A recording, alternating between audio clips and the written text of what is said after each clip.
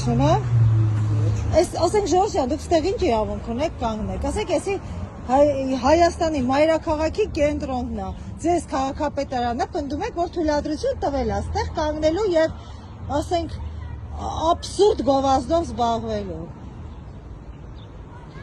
Պնդում են այս մարդիկ, որ իրանց քաղաքապետը թույլ է տվել, այս տղա մարդը պնդում է, որ քաղաքապետը իրան թույլ է տվել ստեղ կանգնել։ Ասենք ու տարածում են, գիտեք ինչ են տարածում, ասենք Եհովայի վկաների, ասենք չգիտեմ, խայտարակությունը, առաջի քրիստոնեական երկրում, ուրա մեր եկեղեցին ընդհանրապես, ինչով է զբաղված մեր, ասենք, եկեղեցին։